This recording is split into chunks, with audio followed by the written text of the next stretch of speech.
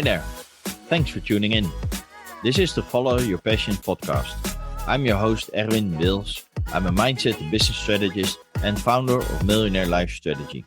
In this podcast, I'm interviewing my clients and other entrepreneurs that are following their passion and make a good living out of it. When you want to know more about me or what I can do for you, check out my website, millionaireLifestrategy.com. But first, check out this episode of Follow Your Passion.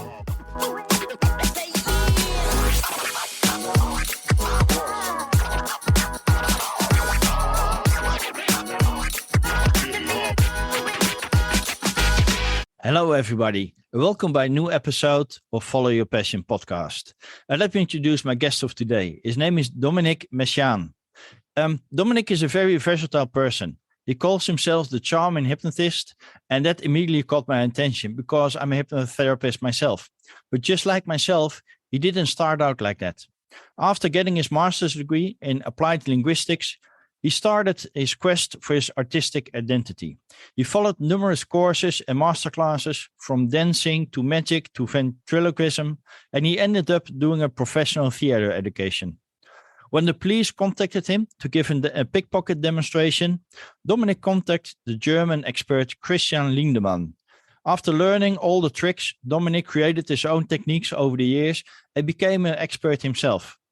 During a pickpocket gathering, he witnessed a hypnosis act, and he became intrigued by that.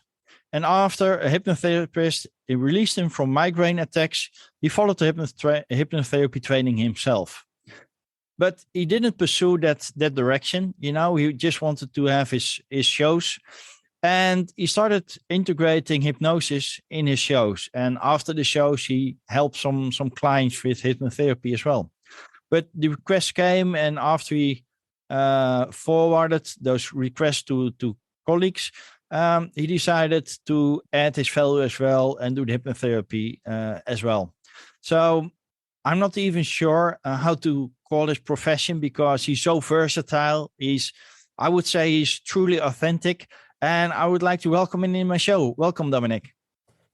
Thank you, Erwin, and thank you for the nice introduction.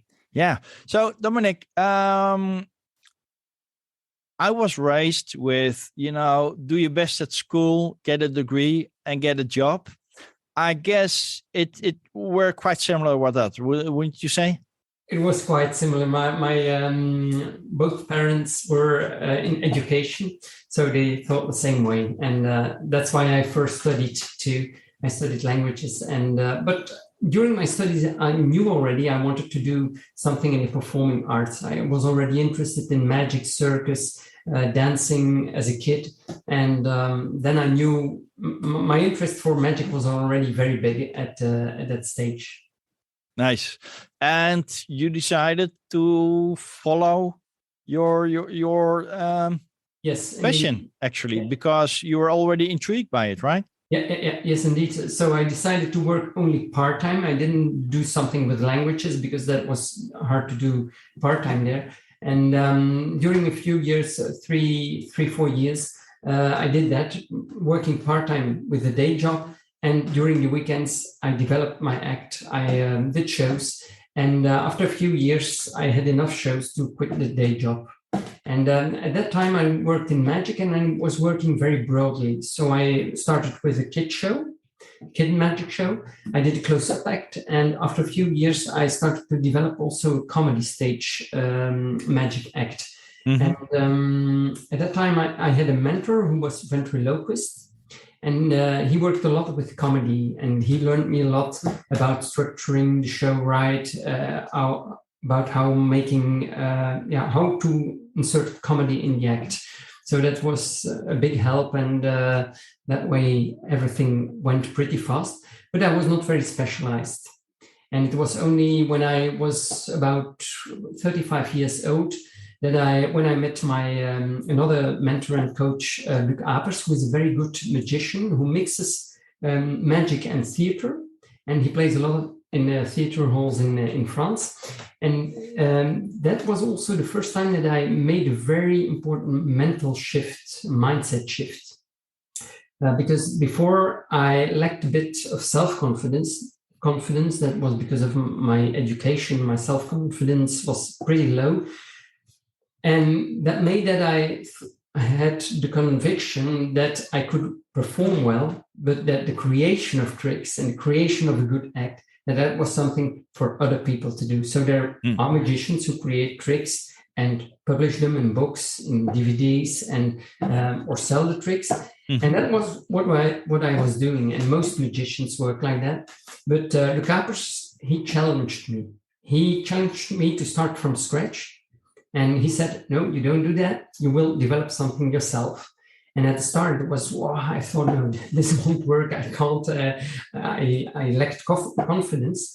But then after a few days, I started doing it and I saw it worked. So that was very important for me. And I wish I would have had Luc or something like someone like you who could have showed me that earlier, who could have opened my eyes earlier, because I would have won a lot of time and I would have been good or very good earlier, because I was good at performing before.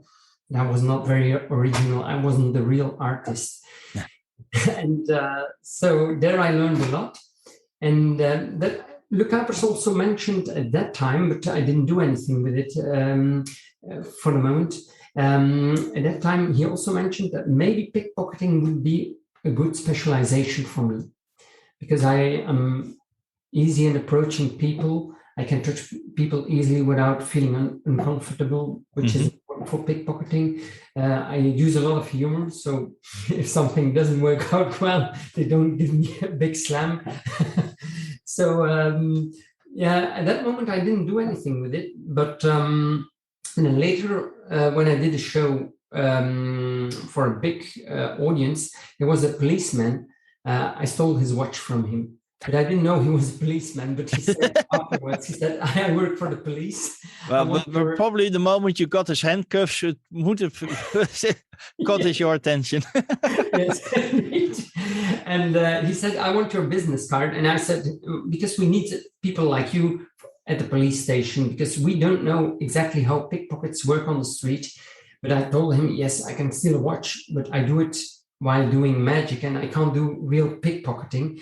But he said, nevertheless, give me your card. And a few years later, he called me and I said, again, the same thing. I said, I'm a magician who can steal a watch, but I'm not a pickpocket.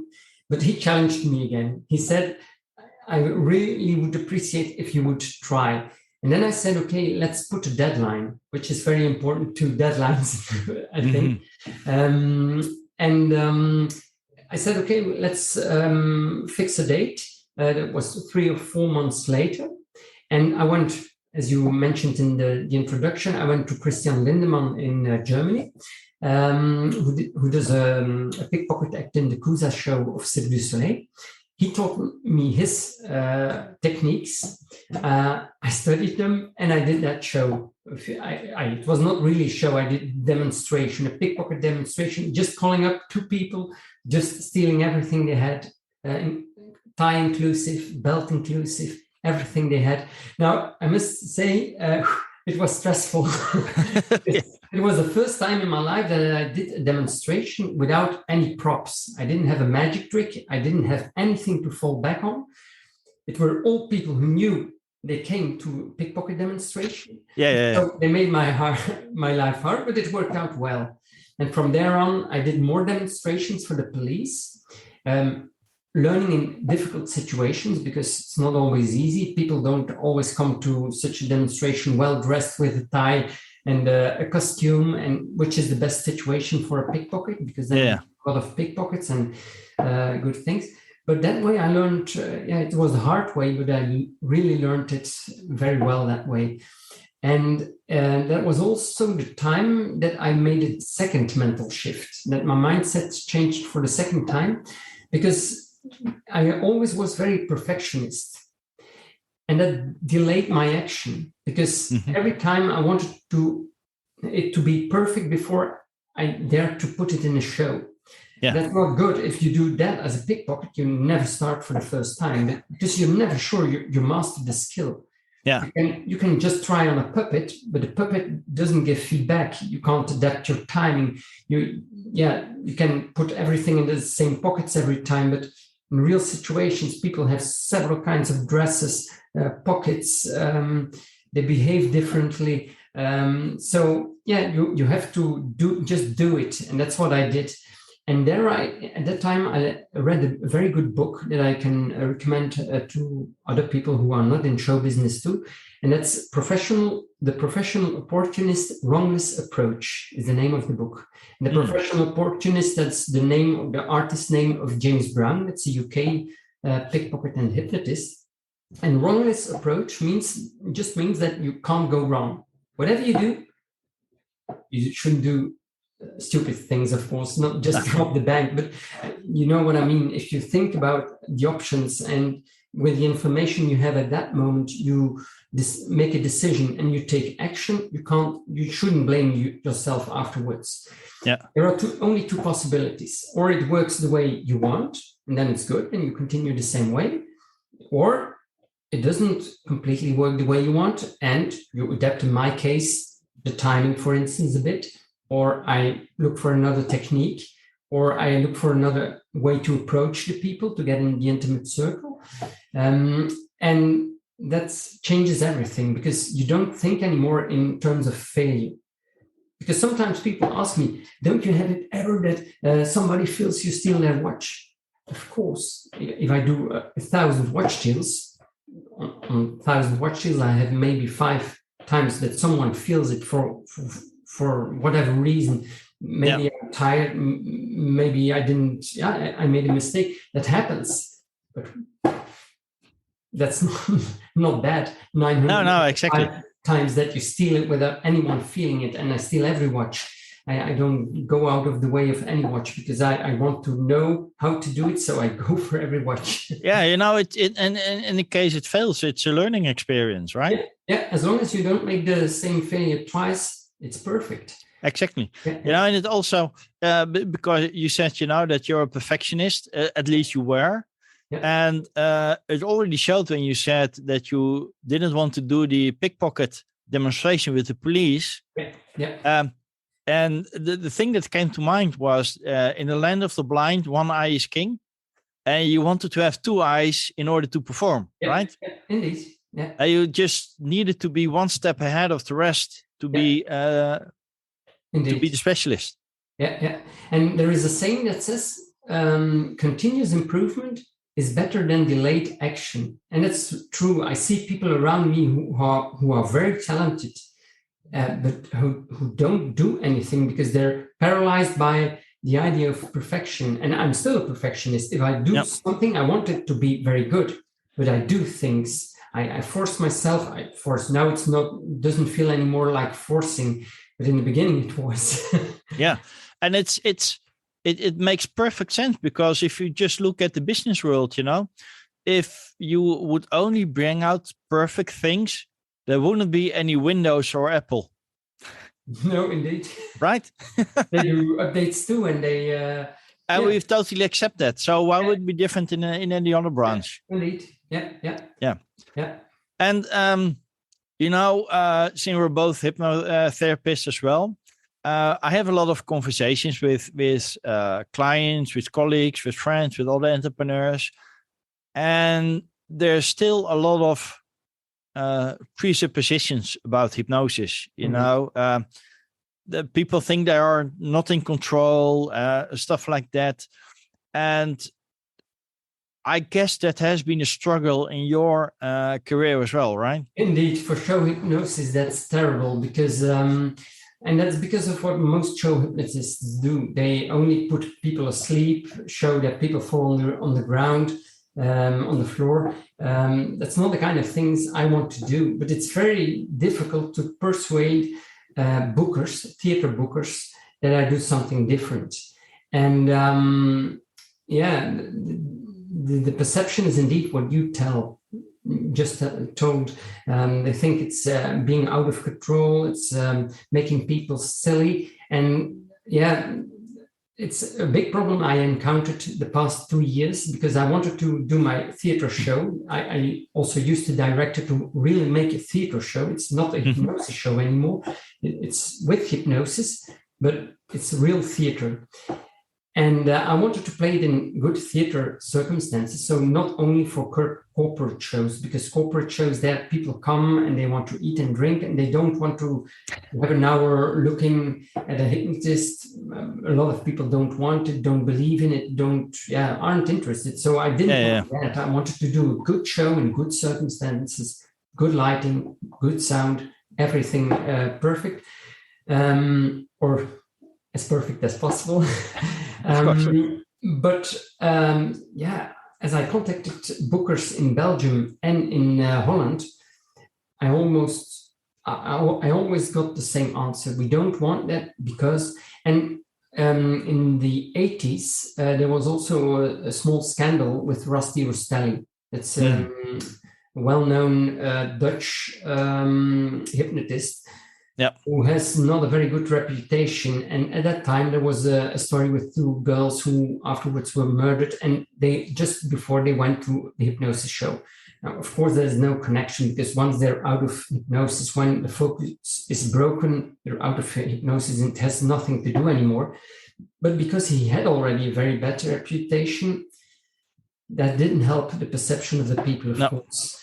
And when I got the answer no, I could do two things. I could say, damn, why does that happen to me? And I leave my dream and finished. But that's not what I did. I told myself, how can I solve this?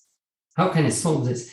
And then I thought, okay, if they don't want me to book in theaters, I just go to the theaters myself. I rent a hall and I do four-walling. Four-walling is American you rent a hall yourself and you do everything yourself. The ticketing, the marketing, you provide the staff. So everything you do yourself, but the income is for yourself too, but all the cost and the risk is for you too. Yeah. So that's what I did the last year. I did it in small theater halls. I tried a few things. I had two people who helped me for the marketing, but they weren't. Afterwards, I realized it was not the right choice. They were not specialized enough in internet marketing and event marketing. So, after a few months, I decided to choose another marketing team with whom I work now. And that works very well now. It's a Dutch marketing, by the way. And they do it very well. And I steer them and we try out several channels, like you have Meta, Instagram and Facebook, YouTube and other channels. We try the different channels. We measure everything from A to Z, and then we can fine tune. And after a while, we know what works best and we can spend the budget on the right channel, or I choose the right timing for which channel works best at what stage of the marketing. And that works well. We're doing a few small theater halls before Christmas. And then after Christmas, we're stepping up to bigger theater halls. So of 200, 300, even 400 people. Nice. And, I dream bigger afterwards. Oh yeah, of course. And are you still doing everything yourself, or are the bookers already getting interest in the show? For the moment, I do it still myself. Because the idea behind it is I first want to prove that I can fill the theater halls. Yeah. And then I want to invite them so they see I can fill theater halls of 300, 400 people. But because finally what interests the bookers is that they don't take too much risk. And if I can fill the halls, they can certainly, because they have their connections, they have their network. The only thing they should do is go to the right theaters and say, okay, we have a good act that fills the theater halls, we're sure.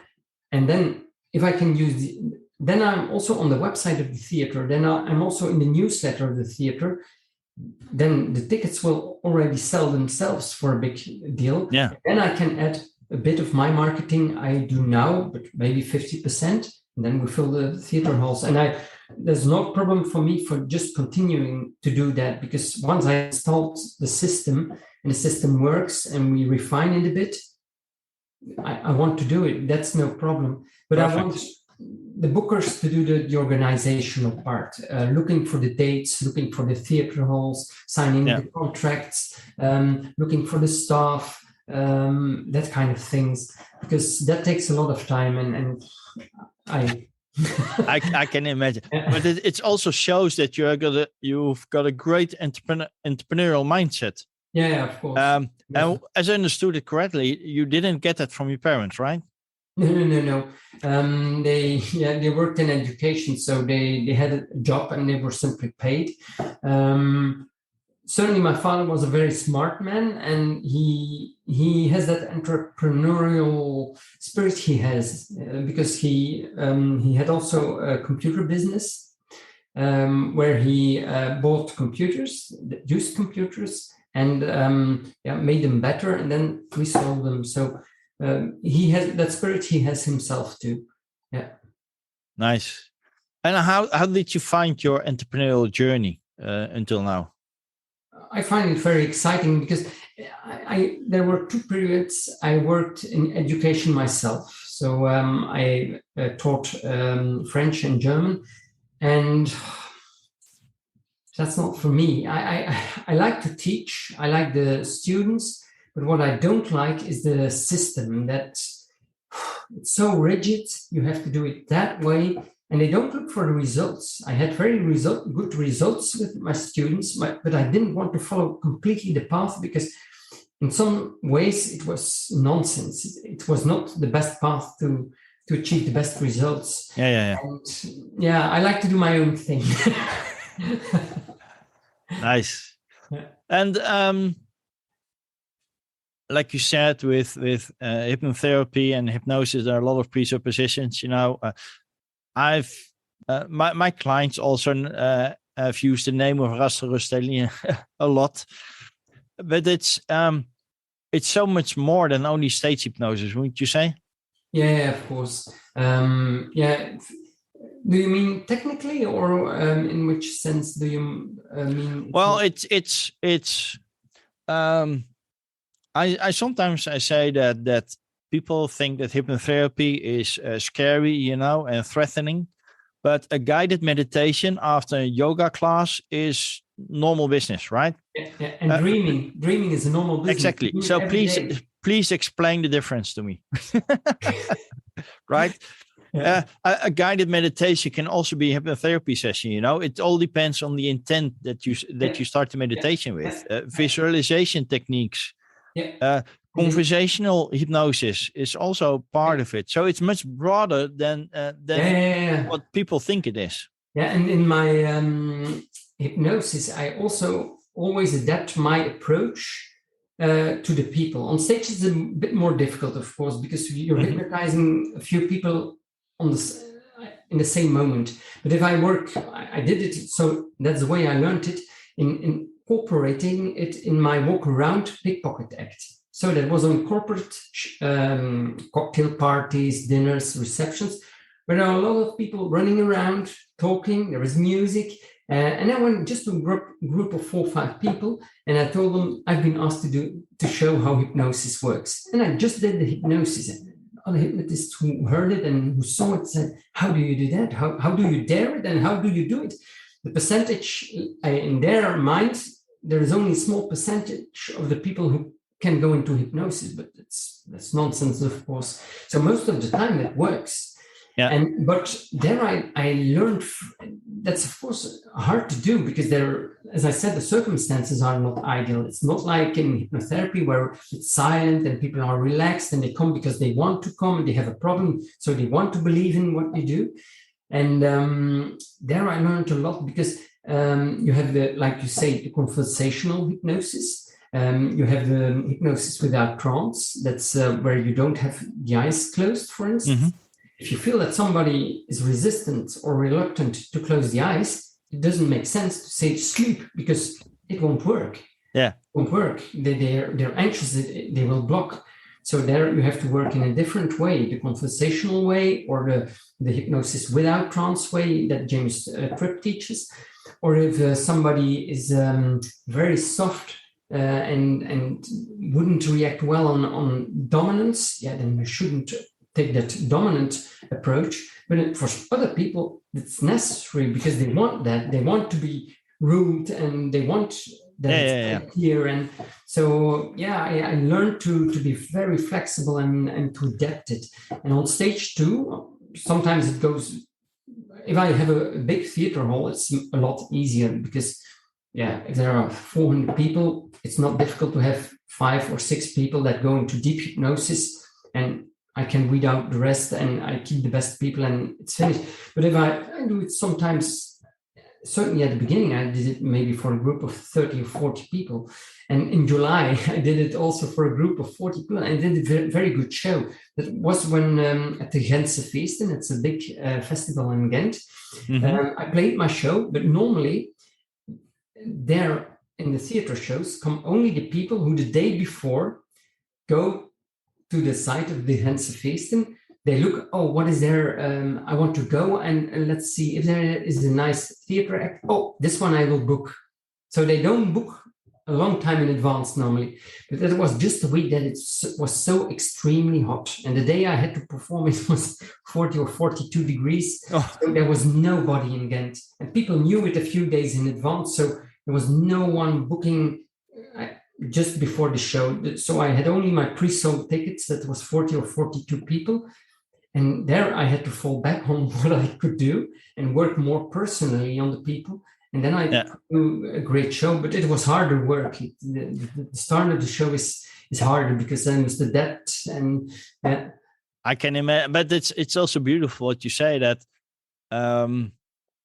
you have so many tools that you can just use what seems applicable at the moment because you're working with people and you need to adapt yourself because there's not a one tool fits all. No. And that's why many hypnotists and also many lay people think that only a certain percentage of people can go into hypnosis. It's because they only use one tool.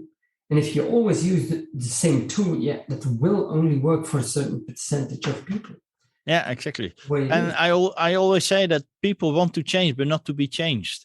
Yeah. So if a person wants the change, it will work. Yeah. Right. I was still, when I started my training, I started working with volunteers because my trainer said, if you're serious about it, you have to start working with people. So during my training, I started working with volunteers. And there was this man that came to me for a session. And we had a very good pre-talk. I knew what his issue was and what he wanted. And when I sat him in the chair and want to start the session, he said, I'm not sure if I'm easy to hypnotize because he had been on stage with Russell Estelli 3 times to quit smoking and it didn't work. Yeah. And even though I was still in training, I had no doubt whatsoever. I said, but we just had a great pre-talk. And I know you want this is going to work. And he went very easily into a deep trance, worked with him. One session was only needed and he was transformed for the rest of his life. So and that's also because you know your skills and you believe in your own skills. And that's extremely important. I read, there are studies about therapy, different therapies like cognitive therapy, and you have all kinds of therapy, and they compared them. And finally, they decided, there isn't a lot of differences between all those therapies on the success level. The success level depends on the person who does the therapy and on the rapport between the hypnotist or the therapist and the client. That's extremely important. It's maybe 70, 80 or 90% of the success level is determined by that. And that's also the reason why in the future I want to do more hypnotherapy myself, because I did hypnotherapy for friends and family and sometimes for people who were in the show and who were on stage because they were already in deep hypnosis. There is the rapport. They believe in my skills. For them, I do it, but till now I did it for free. So the hypnotherapy I didn't do as a therapist where I try to find people who want help. But in the future, when I have more time, I want to do that on a more structured basis. I want to have a praxis for hypnotherapy. because the hardest work is done.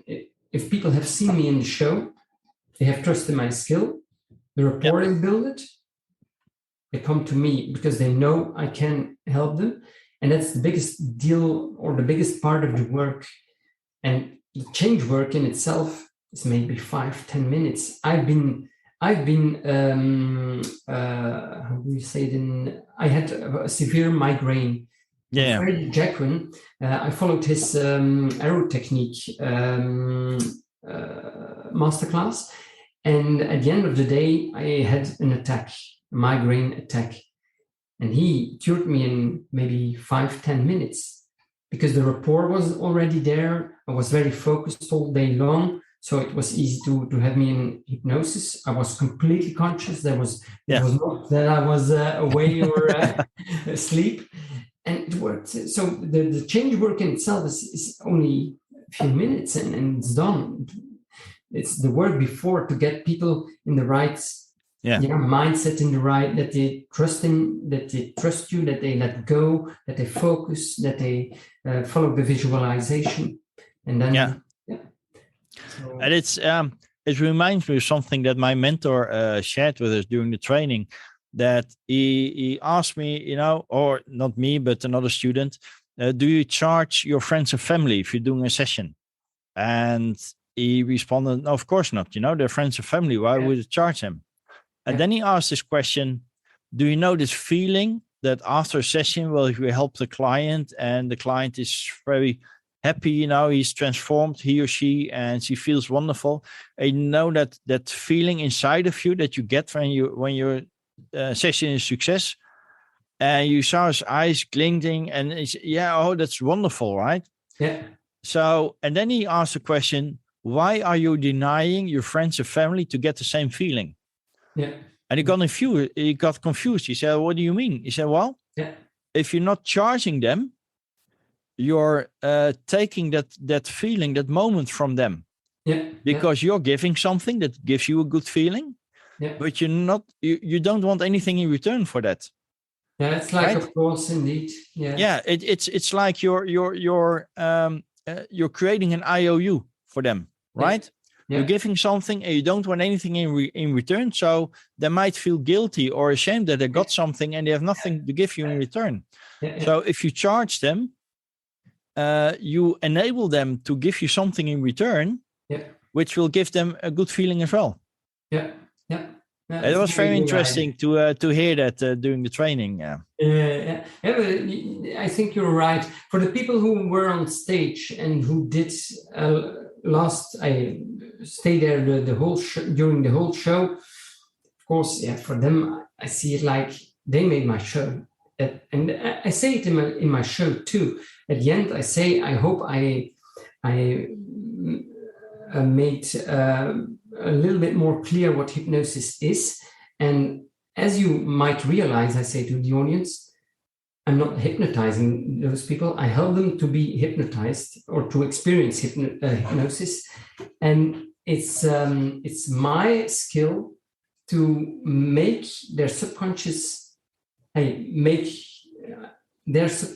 strong enough so they can do what they do here, and so they shine here on stage. And I give them all the credit because it's also the way I feel it. And definitely. Because most hypnotists do it the inverse way. They're the big hypnotist, and people are just objects, and they play around with them, fool with them, and that's there's no show without the audience, right? They make the show, and if you do it in respectfully, it's so much better. It's so much better. Definitely. Also for the audience, because they think, if I would be at their place and the hypnotist is doing silly things with the people on stage, part of the audience won't like that. You talked at the beginning, you talked about a few mind shifts you got yourself, and I was wondering about one specific mindset shift, or maybe it didn't appear to you, but I recognize with my clients as well.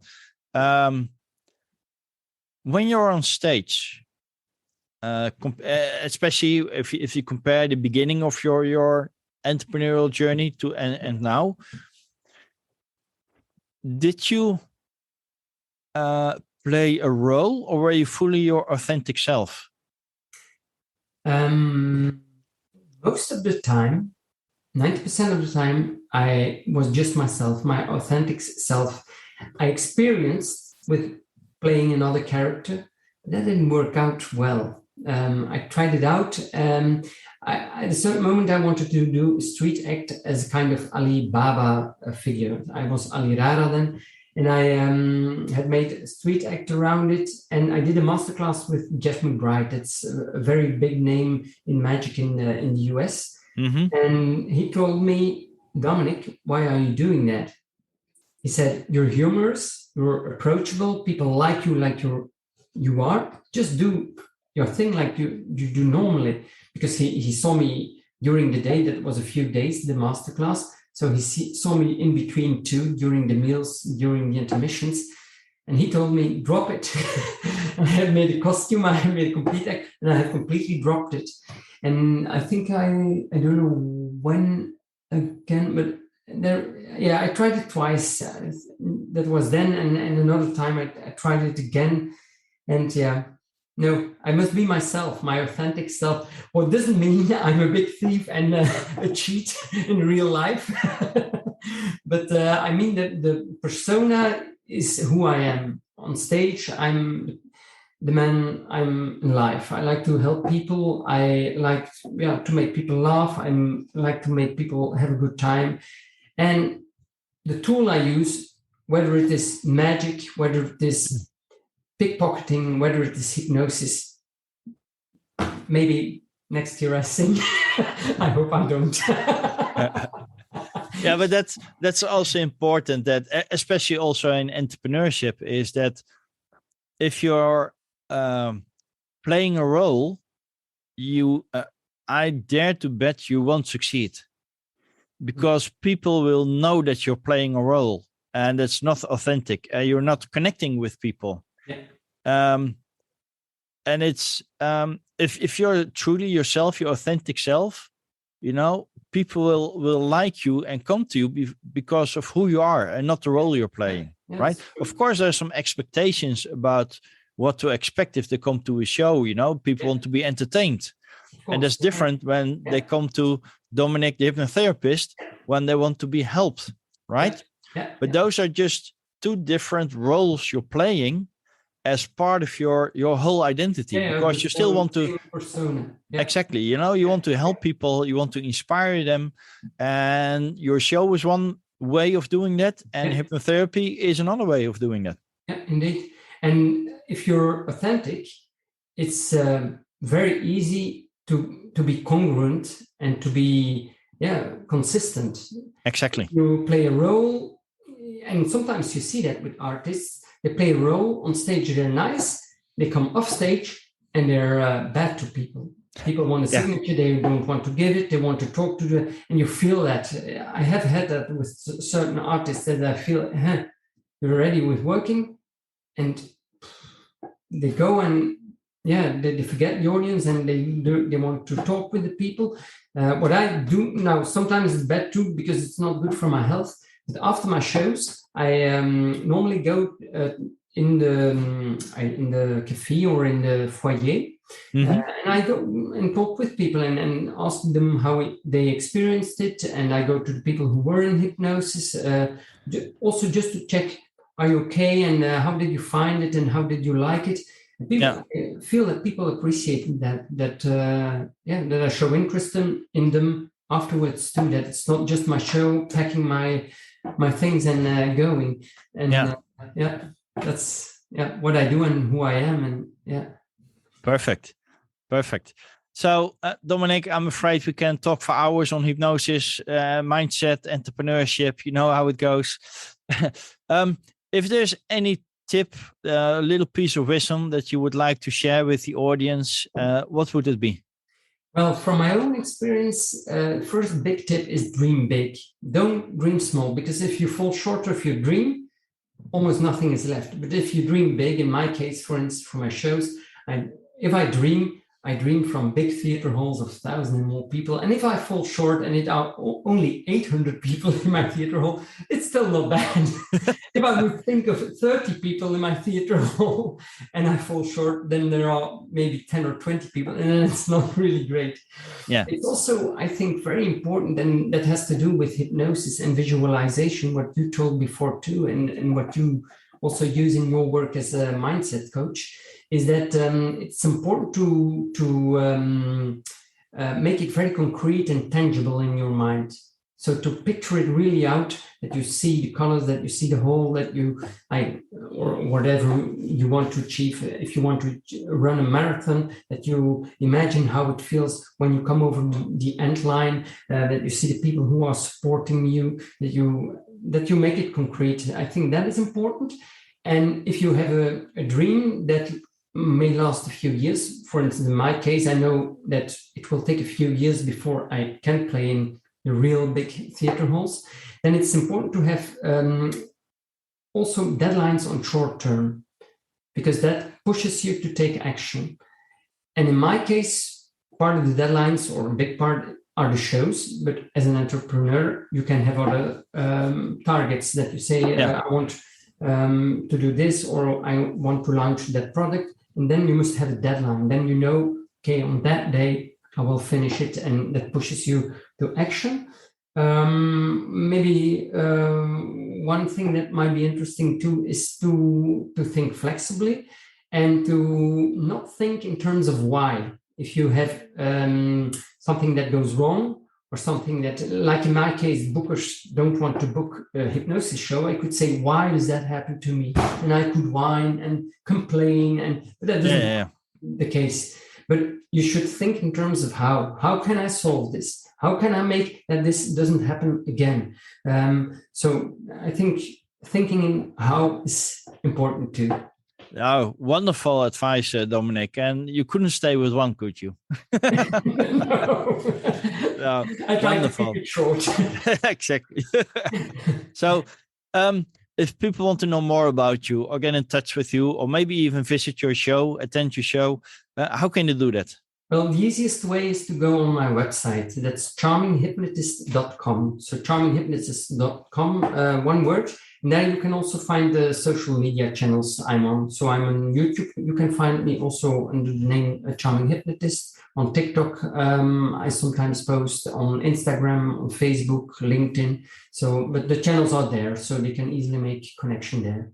Perfect. Charminghypnotist.com. So there's already some international ambition, I would say, with such a name. Yeah, indeed. Yeah, I work also in English. I did the workshops also in French, and maybe, who knows, later on I do it in German too. So. Who knows? Well, I know you've already been on national television, right? You got some of your first appearance there. Yeah. And who knows, maybe once you've booked the O2 Dome in the UK, I'll visit you as well. Okay, thank you very much, Erwin. Okay. Well, Dominik, it was a real pleasure having you in the show. I really loved the conversation and the energy. We're connected, so we'll definitely stay in touch. And thanks again for attending. Thank you for the invitation. Bye.